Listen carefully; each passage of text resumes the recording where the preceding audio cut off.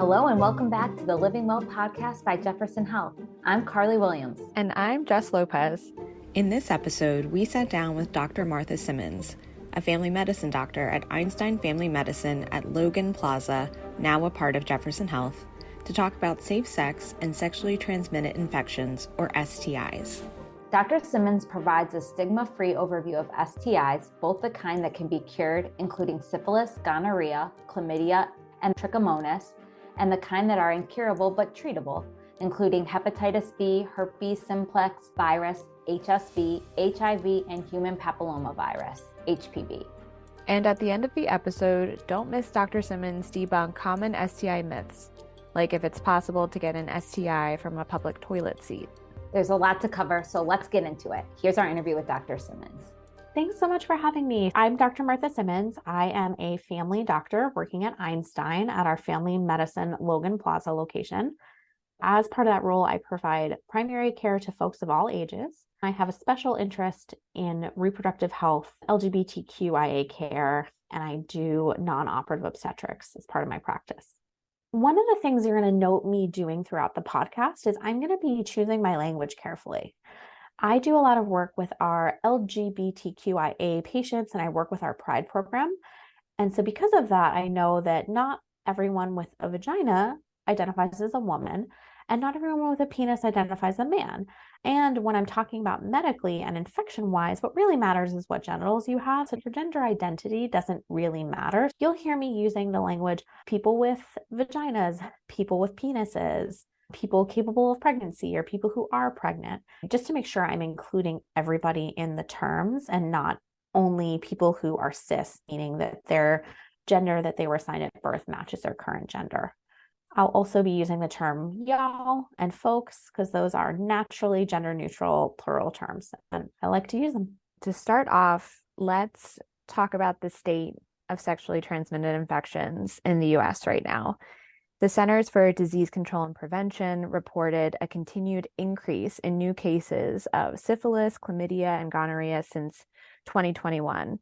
So we're wondering what is behind this surge. Has something changed in the previous decades, or has COVID played a role in this at all? I think there's a few different factors behind the surge in some of these really common infections, and I think COVID is a big part of it. I think we're seeing in all areas of medicine, people were just not having good access to healthcare for most of 2020 and 2021. And so people who were getting regular testing just weren't getting their regular infection testing. We're seeing this with things like pap smears and other cancer screenings as well. And I think, unfortunately, we're going to be seeing the impacts of the COVID pandemic on health for many years to come outside of the direct effects of the virus on people. The other thing, and I don't bring this up to scare people, but because I think it's important for people to know, is that resistance to antibiotics is rising in these infections. And so that means that chlamydia, which was treated pretty commonly with a one-dose medicine, is now not being treated as effectively without antibiotics. So the CDC actually recommended to move to treating it with a week of antibiotics. Same with gonorrhea, the dosage of that antibiotic had to increase for that one. And so I think that that's kind of another piece of it, is that our infections are still curable, but are becoming harder to treat. Can you talk a little bit about the difference between STD and STI? That's a great question. So in a lot of times when we're just talking, we use the term STD and the term STI interchangeably. The correct term that we should be using is STI. So STI stands for sexually transmitted infection, and that's just more accurate. These are infections. I think the word disease, in addition to not being accurate, also has some stigma associated with it. And so STI is just a little bit less stigmatizing and more accurate language. How do you generally advise patients who come in and are wondering how should they be practicing safe sex? So when I'm talking to patients about having safe sex, that conversation really starts with finding out what their sexual practices are. And like I mentioned, I don't really care about the genders of your partners. What I care about are what parts of yours touch other people's parts, which of your genitals touch other people's genitals. So if you have a vagina, do you have penis and vagina sex, or do you have sex with other folks who have vaginas? And so by first finding out what your sexual practices are, then I can find out what your risks are, and we can tailor that discussion to you. It's easy to just say, everyone use condoms and condoms are amazing, but the conversation is a little more nuanced than that. So, if somebody is having insertive or receptive penis and vagina sex, then there are external condoms or internal condoms that can be worn in the vagina that are super great at preventing infections. And that's also really good for people who are having anal sex, either insertive or receptive. If somebody is having oral sex, other barriers can be used actually, like dental dams, which are barriers that go over the vagina for oral sex. So there's a lot of different options, and that's going to look different based on your sexual practices. The other thing to think about, and we're going to talk about, I know we plan on talking about this a little bit more later, is that for some people, PrEP or pre-exposure prophylaxis for HIV is part of their safe sex plan, especially for folks who are at increased risk of HIV. And like you're saying, what are some of the other ways that you can be protecting yourself? One thing for some people, not having sex at all is the right choice, although that's a hard choice. And, sex certainly is part of being an adult, and having a good, healthy sex life is a normal part of life. But for some people, choosing their partners wisely or not having sex at all feels like the right choice. For other folks, those barriers that I talked about, so either male or female condoms, to be more accurate, condoms that go on a penis or condoms that go inside a vagina, and then other barriers for oral sex, like dental dams, can all be super helpful. And then, like we talked about, PrEP, which is either pills taken daily, pills taken just as needed, or actually a brand new shot to help prevent HIV. So medication that you actually take before being exposed to HIV to help prevent getting that infection. Mm-hmm. Do you still recommend using a condom while taking PrEP?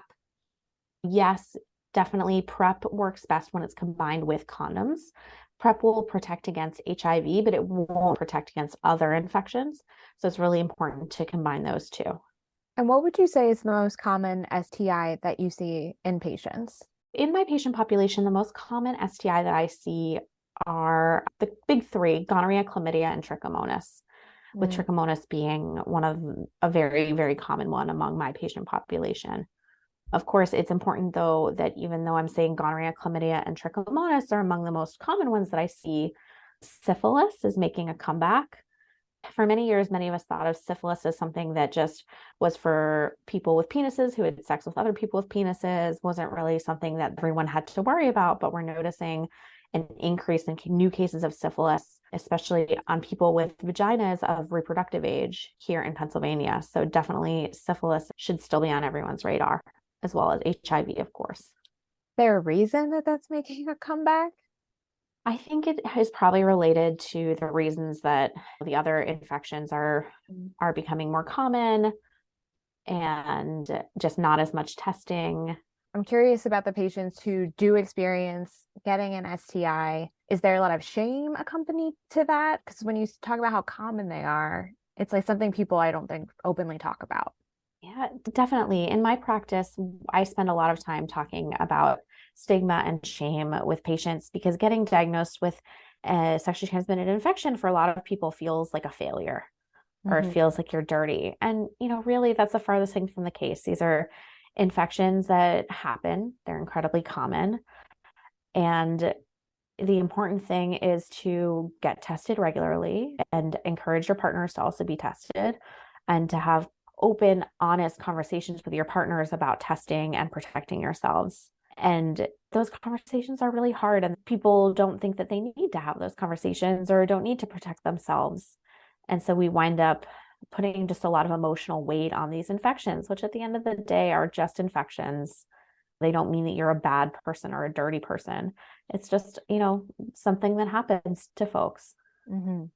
If you do have a diagnosis of a sexually transmitted infection, are you able to engage in any sexual activities while on the treatment? Yeah, we're talking about STIs as a whole, kind of knowing that each one is a little bit different. So in general, for a sexually transmitted infection, if it's one of the ones that will go fully away with antibiotics, so those are generally syphilis, chlamydia, gonorrhea, and trichomonas. If it's one of those that can go fully away with antibiotics, you should not engage in sex until both you and any sex partners have completed the antibiotics. And that helps keep you from passing it back and forth. Mm-hmm. Those are the ones that we can cure and they go fully away. Now, there are other sexually transmitted infections that we treat and can control, but they don't generally go all the way away. So those are HSV or herpes, as well as HIV, which if untreated and kind of affects your immune system can lead to AIDS. HIV and AIDS can definitely be controlled. People can be on antiviral medication that leads them to have undetectable or near zero levels of the virus in their blood. And those folks can actually safely have sex with partners without passing along HIV, although we, of course, also recommend considering condoms or for their partner to be on that medication called PrEP that I mentioned. Mm-hmm. And then people with herpes generally are most infectious around the time when they have an outbreak. And so generally we recommend not having sex or having any kind of contact with a herpes outbreak, whether it's on your genitals or on your lips, until that's healed to prevent spreading it.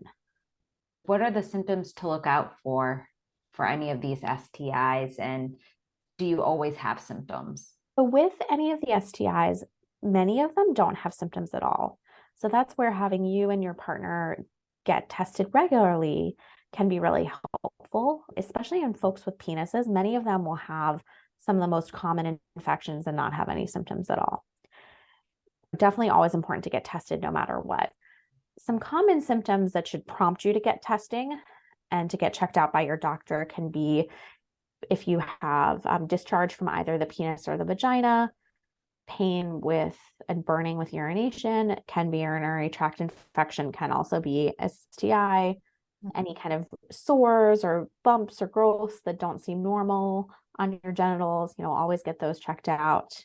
HIV, people often think about that one, often doesn't have any symptoms at all. Sometimes when you're first infected, you can have a fever and some kind of really swollen lymph nodes, but that can be the symptom of a lot of other viruses. But if you are having high fevers and notice swollen bumps in your groins or neck, that's always something to get checked out by your doctor. Not necessarily HIV. There's many things that can cause that. I'm not trying to create a panic, but just so that people are aware. Mm-hmm. And as a follow-up to that, should you start getting screened when you're sexually active? And then how often do you suggest people get screened? Great question. And it's a little bit different for each infection. For that reason, and it also depends on the sex that you're having. So for that reason, I have a lot of patients who come in and they say, I want the full infection testing. Test me for everything. And that's going to look potentially a little bit different based on who you are and who you have sex with and what type of sex you have. So that's definitely a great reason to go to your doctor and kind of have that really good conversation about your practices. But yes, in general, recommend getting tested when you first have sex. And then if you have new partners or you have any sexual encounters that you're concerned about, getting retested. And if you're somebody who is having multiple partners who might not be using condoms or other barriers all the time, consider getting tested as frequently as every 3 months and talking to your doctor about that PrEP medicine. And you kind of already went into this a little bit, but what are the different tests for STIs if someone does want the full workup? In general, for somebody who I'm going to do the full workup for, we'll do testing for chlamydia, gonorrhea, trichomonas. That can be either off of urine or a swab. If you are somebody with a penis, we generally do it off urine. The only reason to do a swab is if you're having discharge. So don't worry and think that your doctor is going to do a swab in your penis every visit. Generally, we do urine. If you have a vagina, it can either be a swab that you do or the doctor does or urine. We can also do it off of the same sample when we're doing a pap smear if you're having a pap test done. Mm-hmm. And then we would generally also combine that with blood work for HIV and syphilis. And then one infection that I haven't mentioned too much about yet is hepatitis C. Mm-hmm. Hepatitis C can be sexually transmitted. It's much more likely to be transmitted by sharing needles or sharing pipes used to smoke crack cocaine, but can be sexually transmitted. And we have great curative treatments for it now. We can totally cure it, which is relatively new. So the CDC now recommends that everybody get tested for hepatitis C at least once in their lifetime and more frequently if they are at risk. And then hepatitis B is another hepatitis. We have a vaccine for that one that most people get growing up, but definitely can be sexually transmitted, and again, more commonly transmitted through sharing needles. But that's also something to consider checking and seeing if you are immune to it. And if you aren't, then you can get the shots and not have to worry about hepatitis B. How and where can people get tested? And what does that process entail? People can get tested for infections in multiple settings. So one of those can be reproductive health clinics like Planned Parenthood. The city health centers are also great resources. And then with your primary care provider, whether that's a family doctor, an internal medicine doctor, or an OBGYN, those are all really great places to get testing. Generally in my office, what testing would look like is making an appointment. I would see you, go over your history to determine your risk level and what testing you need. Generally, we test the parts that touch other people's parts. So knowing that full sexual history is not just me being nosy, it helps me know what testing is best for you. And then in my office, we're lucky to be able to collect blood here. So we would have you either give urine or collect a swab or swabs as needed, because sometimes people will get oral or anal testing as well. And then we would draw your blood and communicate the results to you. Some places, like some of the health centers and Planned Parenthood, have rapid HIV testing, which is a really great resource for people. And that can be HIV testing that is done with a finger prick or a mouth swab, and you can actually get those results before you leave the office. So that is a really great way of testing that some places are able to offer as well. Mm-hmm. And could you explain what the triple site testing is? Absolutely. Triple site testing is testing any of the sites that you have sex at. So if you only have oral sex, meaning you are giving oral sex, so you're the one using your mouth on somebody else's genitals, then it doesn't make much sense to check your genitals for infection.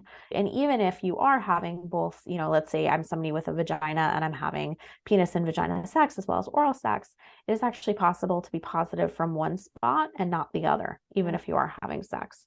So what triple site testing is having that good conversation about what type of sex you have, what protection you're using, and then testing not just your kind of genitals, not just your penis or your vagina, but also potentially your throat and your anus for infection as well. And one last follow-up. In our previous conversation, you mentioned how sometimes couples can come in for testing together. Yes, I think it's really great when people want to be proactive about their health and in a relationship, do it together. So I absolutely have patients who will come in along with their partner. Of course, we only see people together if they give permission, and make sure to check in with everyone separately as well. But when we have people coming together to get tested, then they both know they're getting tested and they're doing it regularly. And I think that's a really great way that couples can be proactive about their health.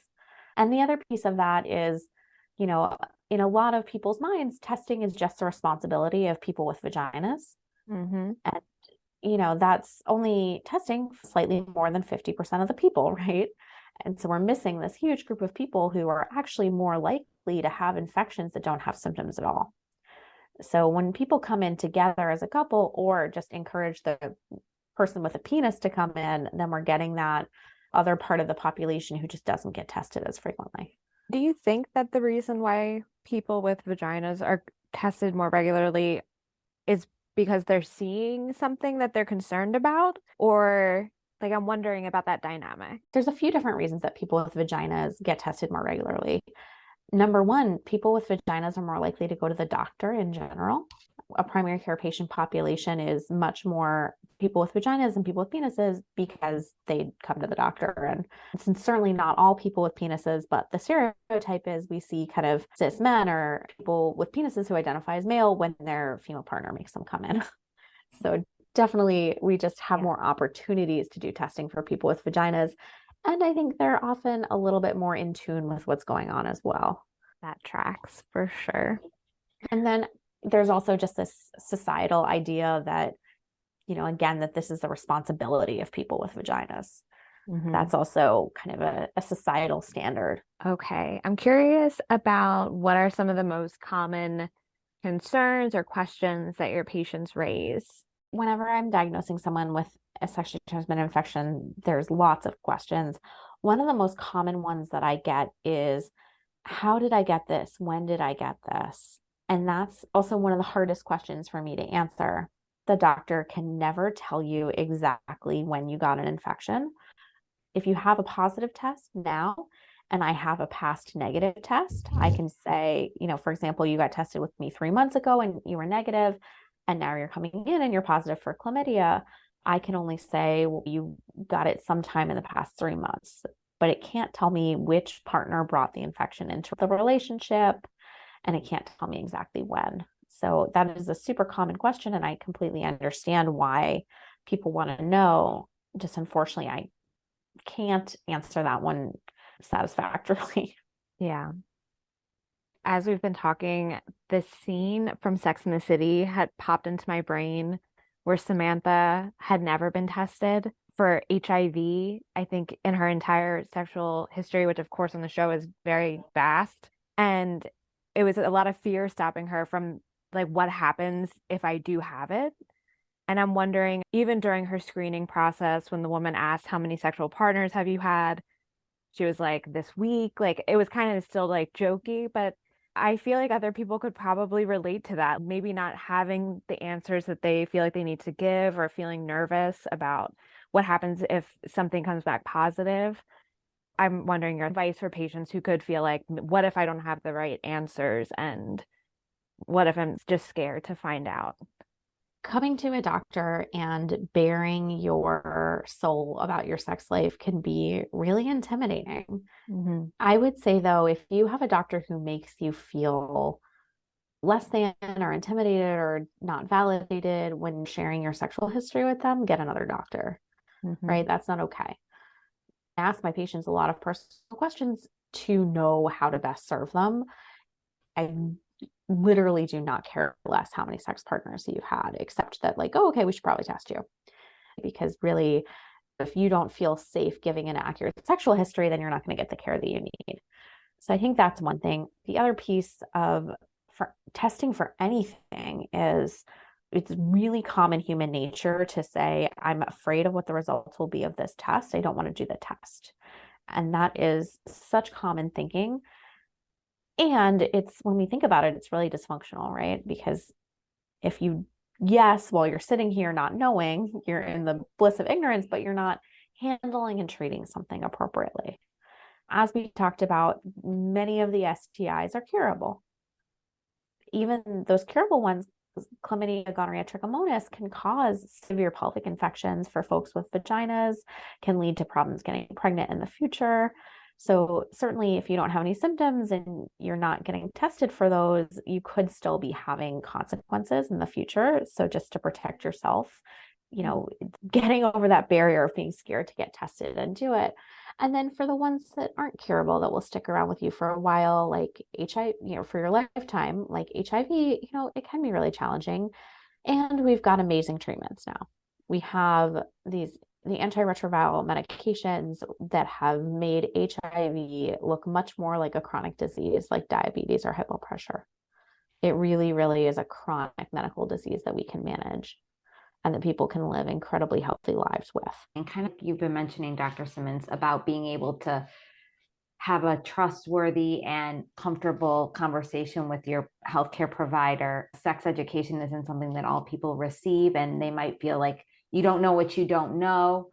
So it's really important that people feel like they are safe when they're talking to their healthcare provider, and that they can provide that information so that you can share better insight and treatment options. Absolutely. And yes, sex education in the United States is really hit and miss. If you went to a Catholic school, you might not have gotten any at all, or it might have been never ever have sex, or you'll get an STD and die. And even if you did attend a public school and got pretty good sex education, there's definitely things that got left out. So absolutely, your doctor should be a resource for you to ask questions. There's no stupid questions when it comes to your health. And again, if you feel like your doctor is not somebody who it's safe for you to talk about sex practices and safe sex with, get another doctor.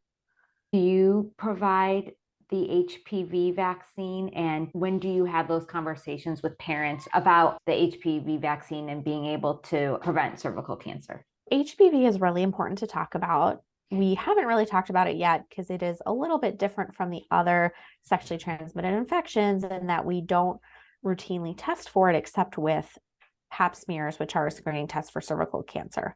But HPV, or human papilloma virus, which is the same virus and different kind of strains or types of it, can cause cancer, and different strains or types of it can cause warts, genital warts, but it is technically an STI. It is such a common STI that we say that most people are exposed to it the very first time they have sex. So it is incredibly common. And we have an amazing vaccine for it that is effective against the major strains that cause abnormal pap smears and cancer. And actually, we're talking about cervical cancer. HPV can also cause throat cancer. And so the vaccine protects against cancer and also against warts. That vaccine also works better. Just your body responds to it better when you're younger. So for that reason, the HPV vaccine is actually recommended to start as young as age 9. So when I'm seeing patients that age, I'm presenting them with the vaccines that are required for school, which is usually at that age, the meningitis vaccine, and then also recommending that they get the HPV at that same time, along with their regular vaccines. The other great news about that vaccine, though, is that while we know that it's most effective when you're younger, and we try to get patients of all genders to get it when they're growing up, it does have some effectiveness even after you've started to have sex when you're older. And the CDC recently expanded the upper limit of the age you can get that to 45. So definitely people who have not been vaccinated, it really wasn't around when they were younger or their parents didn't want them to get it. If you're under 45, talk to your doctor now. It is likely covered by your insurance and may still be a good option for you. Awesome. Can we talk about STI prevention in older adults? Let's just say if someone is in their 60s and in a monogamous relationship, should they still be getting screened? Older folks are still at risk of sexually transmitted infections. Something that happens is people with vaginas will go through menopause, not be capable of pregnancy anymore, and stop thinking about infections. And so stop using things to prevent infections like condoms and other barriers. So certainly don't forget about infections just because you can't get pregnant anymore. Still a real risk. We do see outbreaks of different infections in nursing homes. That's not uncommon. Whether somebody who's in their 60s with just one partner needs to get tested, I think is really up to the person. I offer testing to all of my patients at least once a year if they're having a wellness visit, or the first time I'm meeting them if they aren't having a wellness visit. And I let people choose. I love it when people feel really comfortable to talk to me about their sex lives. And I also acknowledge that you might not want to get into it with me that, yes, I only have one partner, but also he has another partner. So I always offer it to people. So it's kind of an opt out, and let people also decide their own risk and whether or not they want to have testing. Okay, so we talked about doing a lightning round of facts and myths on STIs. So the idea here is it doesn't have to be like fact, myth with no explanation, but like a faster pace, if that feels right. So the first one is you can only get one STI at a time. So definite myth. Unfortunately, you can get infected with as many STIs at one time as you are exposed to. All STIs can be curable.